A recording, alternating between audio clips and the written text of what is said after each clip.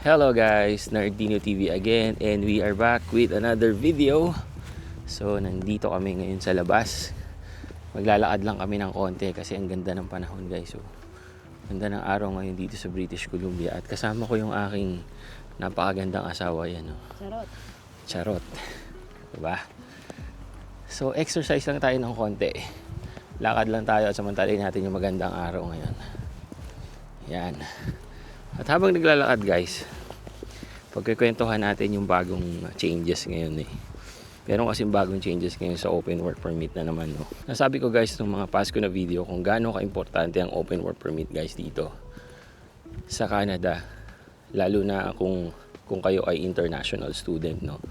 Sinabi ko dati na napakagandang setup nun kung pareho kayo merong opportunity na makakuha ng permanent residency guys. Kasi yun yung nangyari din sa amin. No?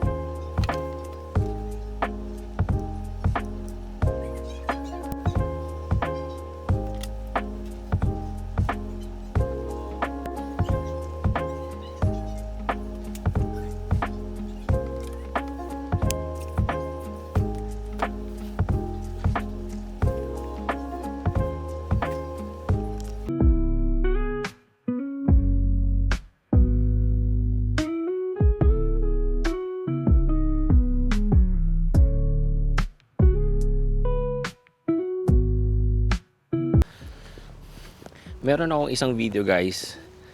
Sinabi ko sa inyo na kung gusto nyo pa rin ituloy yung pag-i-student dito sa Canada, kung pwede is meron kayong kasamang spouse, no? Para sa spouse guys is magkakaroon din siya ng SOWP. Para kayong dalawa magtutulungan kayo para makakuha kayo ng PR dito. So now, meron na namang bagong changes si Canada. So ito guys, galing to sa canada.ca na website. Sabi dito, changes to open work permits for family members of temporary residents. So ito guys is changes para dun sa open work permit. Oh. Ang sabi dito, this is effective January 21, 2025. Sabi dito, only spouses of certain international students and foreign workers will be able to apply for a family open work permit.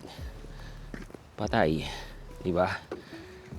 Panibagong malaking changes na naman to guys. Kasi nga, malaki ang opportunity pag meron kang open work permit, no? Ang pagkakaiba guys ng open and close, yung close guys is meron lang kayong isang employer, naka-attach kayo doon guys. So kapag nawalan kayo doon ng contract, mawalan kayo ng status. Unlike guys, pag meron kayong open work permit, kahit sa ang company kayo mag-apply pwede. Okay, at yun ang nakukuha ng mga spouses ng mga international students. Ang tawag doon guys is SOWP or yung Spousal Open Work Permit. So sabi dito guys, family open work permits will be limited to spouses of international students who are enrolled in number 1, master's program that are 6 months or longer. Kasi guys, may mga master's program na less than 16 months, no? So, para maging eligible kayo para sa open work permit or si spouse, kailangan yung primary or yung student is naka-enroll sa master's degree na merong 16 months na duration. Yan. And then meron din or doctoral programs. So master's and doctoral. And meron din yung mga select professional and eligible programs.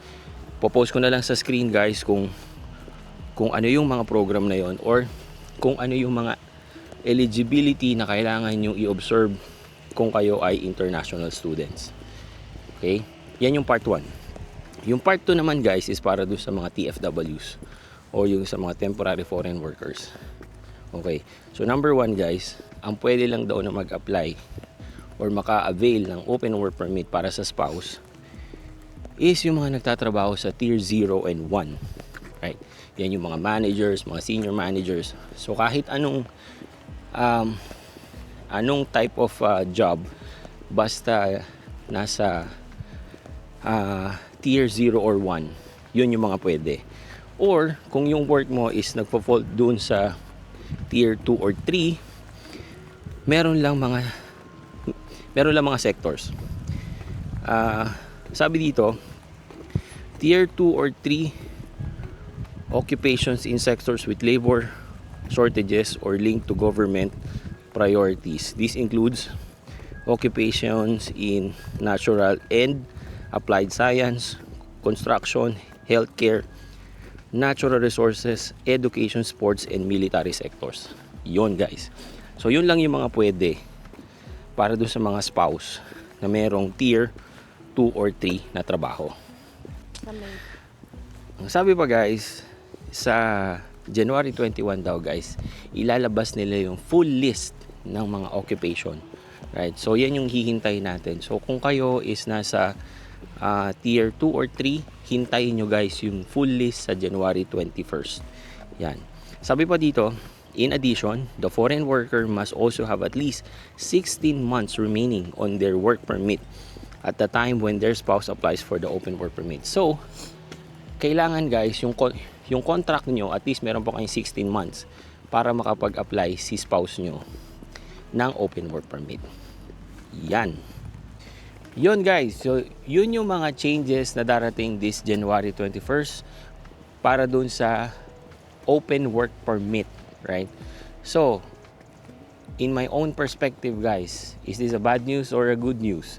Para sa akin guys, this is actually a good news, no? Para dun sa mga nagbabalak na pumunta dito na maging international student or temporary foreign workers. Kasi guys, very specific na yung mga requirements. Hindi na kayo mangangapa, no? So, ang kailangan nyo lang is ano bang tawag dun? Yun. Kailangan nyo lang is ma-hit lahat ng requirements na sinabi doon. And wala na kayong reason para hindi maging successful dito, di ba?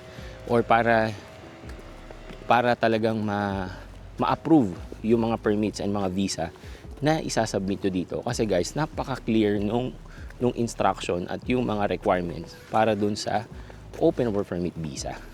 Okay? Of course, yung iba, they are thinking this is another paghihigpit or whatever, di ba? Pero, kung titignan nyo rin guys, comparing 2 years ago, ang daming mga questions, di ba? At saka, para sa akin, medyo kalat yung metrics kung paano ka mag-a-apply dito ng mga visa. So ngayon guys, it's so clear.